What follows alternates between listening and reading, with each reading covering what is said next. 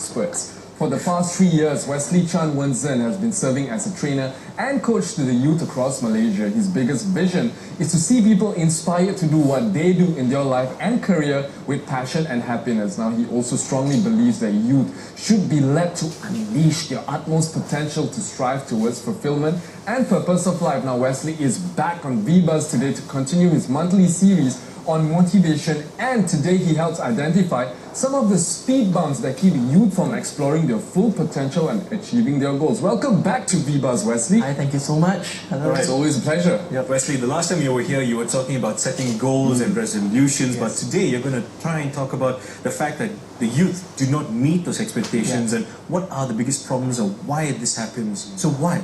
Okay, this is based on my experience. So currently I'm running both corporate and public programs related to soft skills and personal enhancement. I do coaching as well, especially to youth nowadays. So one of the main challenges that I always see in them is they're giving up too soon. The reason why, because they always expect instant result. They want things to happen fast because now we're in the era that everything is fast. So they expect instant result, they give up too soon. Not only that, many of them, when I meet them, they always mention things like procrastination. So whereby they expect things to happen, they wish things happen, but they don't act themselves. Alright? And one of the biggest as well that I've seen is limiting belief. The self-sabotage thing that I have in mind all the time, such as I'm not good enough. Lack of self-esteem. Yeah, that all these things in them, especially I'm not good enough. I think it's like a virus in us that we don't realize sometimes. Could you explain a little more about this limiting beliefs itself? Does it incorporate overall paralyzing limiting beliefs, or is it a specific sort of belief? It's very general in a way. If the belief is not limiting, then it should be liberating. Okay. So limiting belief are things that you believe that is not real, it's not in reality, but you just believe that it stops you from taking action. And again, we are not saying about only a single action, but there are things that stopping you from making a habit that produces result. So limiting beliefs are something in your mind that you keep running and keep telling yourself. Like the inner voices in your head. Inner voice and the devil in you that you tell yourself, I'm not good enough, when I make these changes, people will not like me and things like that. So this stops you from making a change in your action and your results. So that, I believe, one of the biggest viruses that I have, especially in youth nowadays, because the surrounding, they want to be like their friends, the parenting, this peer pressure, pressure from parents and things like that. So they have all these limiting beliefs in them, and that's really bad because it haunts them every time. There are all kinds of factors as well to consider. Now we'll get a whole lot more into the factors right after this short commercial break, so stay tuned guys, don't go anywhere.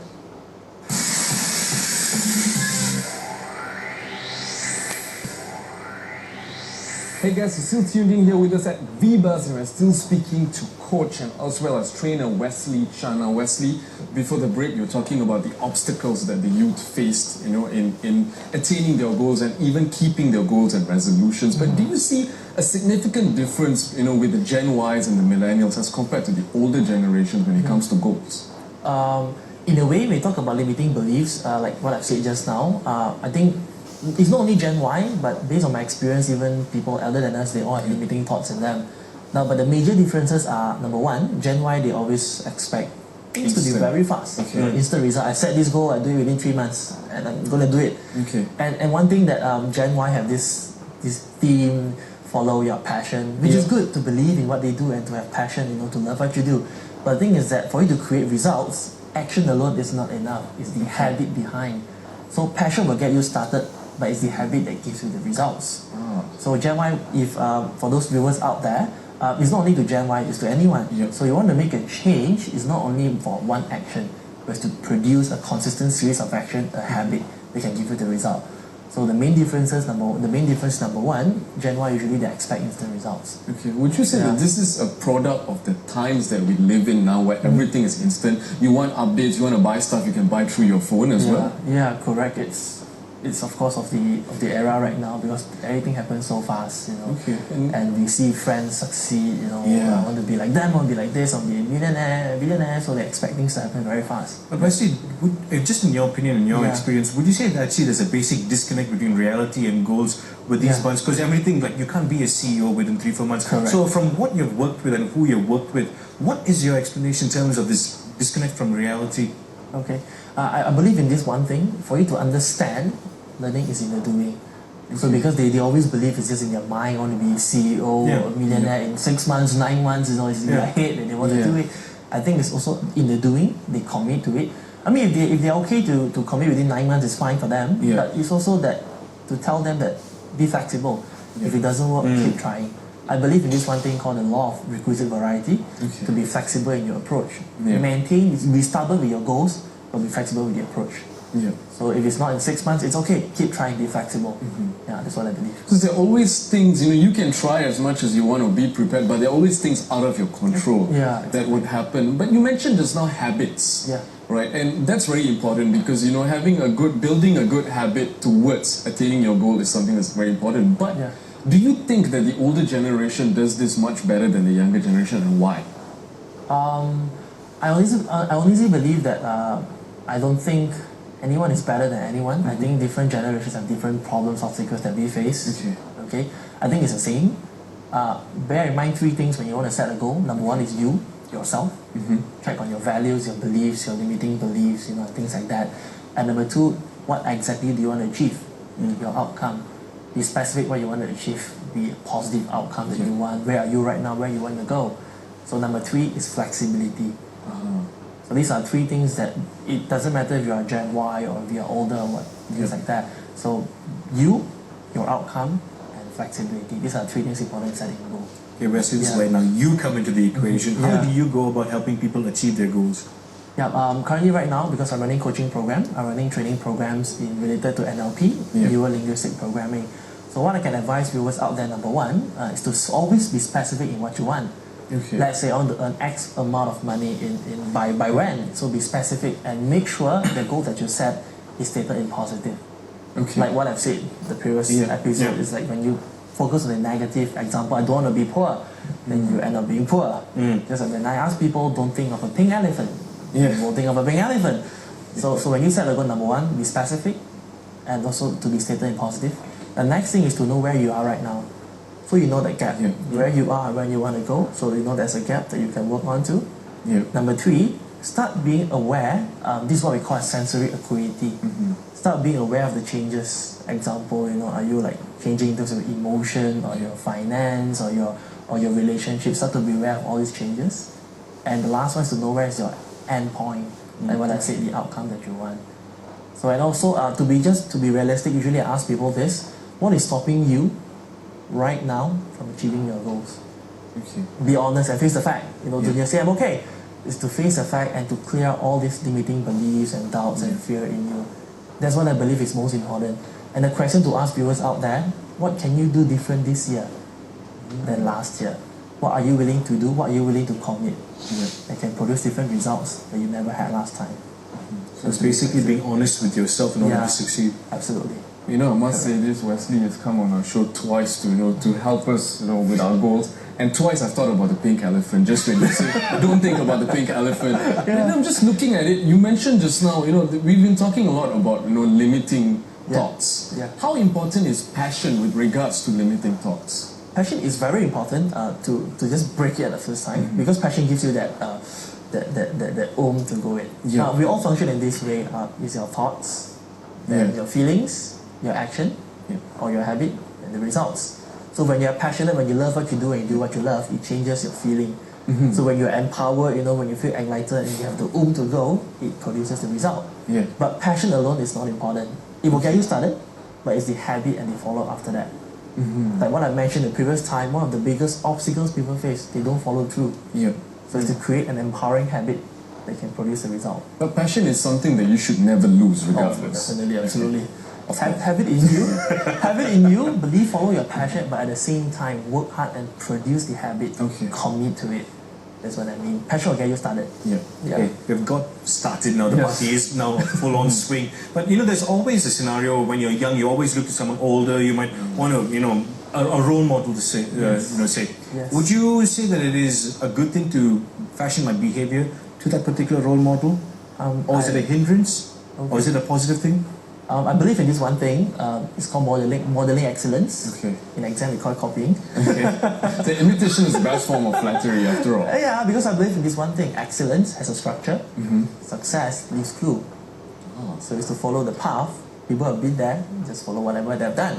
Okay. So one thing that I believe in this one thing is to model excellent people. People have done it, people have been it, follow what they do. Yeah. But the question is what to follow. Yeah. There are three things that I believe. Number one, follow their values. Okay. What drives them, what inspires them to do what they do. So what that means knowing that there are inner recipe in them. Yeah. Because human beings, we are very complex. We are like onion layers. Yeah, multifaceted. Things like that. So we are sophisticated and things like that. But the inner core is about value. Because our value will determine our behavior, Okay. our attitude, and things that we do. So the first thing to model is values. Ask successful people what inspires them to do what they do. So number two that I believe is to know what they believe. For example, when you meet people who are successful, ask what they believe. Yeah. They believe money can set them free. Money can provide opportunity. They don't believe in money. Yes. Money is evil. So know what are their beliefs. So is to model the beliefs. All right. And the third thing is to model their physiology. Talk, walk the way they are. So because when we are here, we want to model someone else, talk the way they talk, sit the way they sit. So because when you change your physiology, it changes your state of mind. Yeah. When you change your state of mind, it changes the feeling, it produces the result for you. Okay, so whatever you project outward, you know. Exactly. I'm just with the last point, right? Because, for example, let's say I want to be a pro golfer. Yeah. Okay, and I look to how good Tiger Woods is as a golfer. Was as a golfer. Thank you for that. Past tense.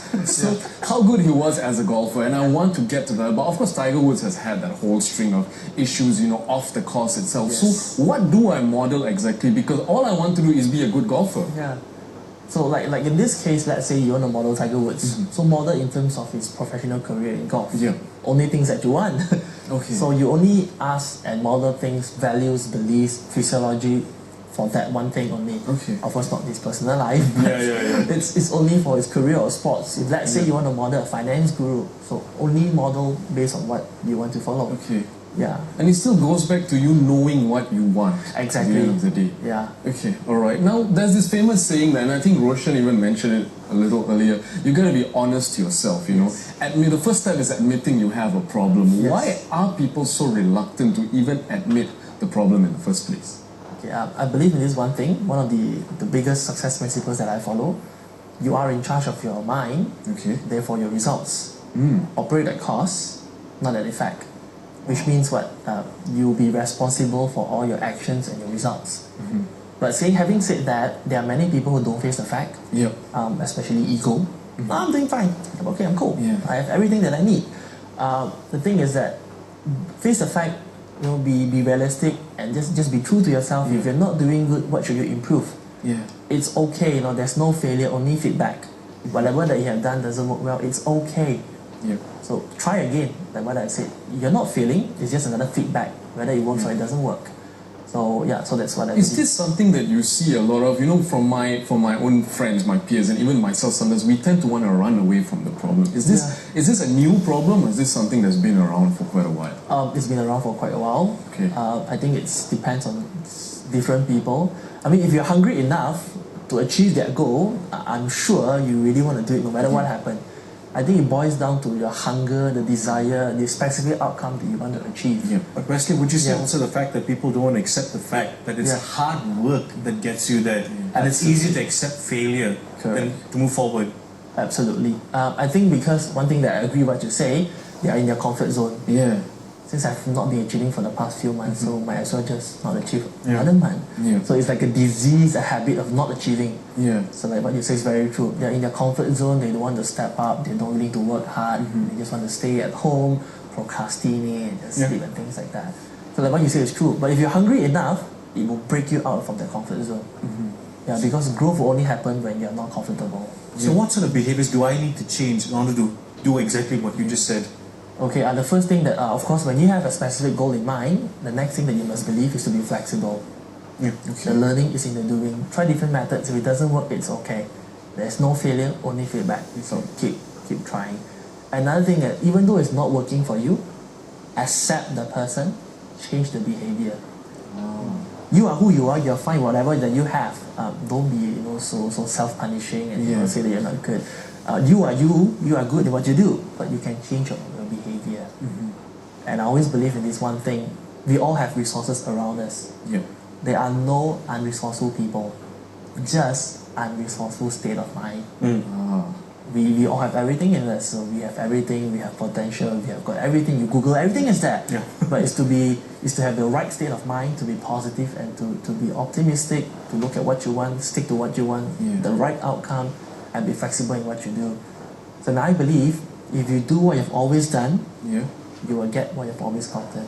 So if it doesn't work, try again. It doesn't work, keep trying. It doesn't work, keep trying. So it's to have that hunger in you. But of course, to try again would be to try again in a different way. Oh, definitely. Don't do the same thing because you will be insane. Yes. Insanity is the same thing, expecting different result. So try your different approach. Be flexible in whatever that you do. Because it's very general and have a specific thing that you must do to be successful. But in whatever that you do, be flexible in your approaches. You know, but for someone that is stuck in a rut, you know, we've all been there before, you know, you feel hopeless, you don't know what to do, you've tried all kinds of ways and it doesn't work. What is the first step? You know, if you were to advise someone, let's say I came to you, you know, as one of your students, you know, what would be the first step that you would advise me to take? Okay, like what I've said, there are no unresourceful people, only unresourceful state. Okay. Now our state is determined by two things. Number one, our focus, our psychology, and number two, our physiology. Now when people meet challenges, obstacles, the one thing to look at is their psychology. Okay, they're feeling down, of course they feel down, they're feeling hopeless, useless and things like that. But when you meet people like that and ask yourself and reflect, what are you most passionate about? So you change their state of mind first. Make them be positive, ask them what exactly do they want, their outcome. So find out what do they want, what are they passionate about, what do they love to do. Change their state of mind. So when you change their state of mind, they lose grip of the old problem. So when they lose grip of the old problem, it's easier for you to talk and coach them. So once they have loosened their grip, so now they become more positive and more optimistic. That's when you coach them, ask them what exactly do they want. Specify in positive, what is the exact thing that you want, be specific, where you are right now, how far are you, what resources do you need, what's stopping you, is it a limiting belief, is it your fear? So check all these things in you, and like what I've said, face the fact. If let's say you're bottom down there, it's okay to be there. Bounce back. If let's say you're 50% through, it's okay. Bounce back even higher. You know, Wesley, I think the key thing here is basically having a goal. But in order to get to that goal, I need a plan. What should my plan look like in order for me to achieve my goal? Okay, one thing that I believe that I've been doing this even in corporate companies and public programs, one thing is to basically work on your strength and your weaknesses. The whole thing is the SWOT analysis where they have the opportunities and threats. But if it's more personal level, what are your strengths, what are your weaknesses?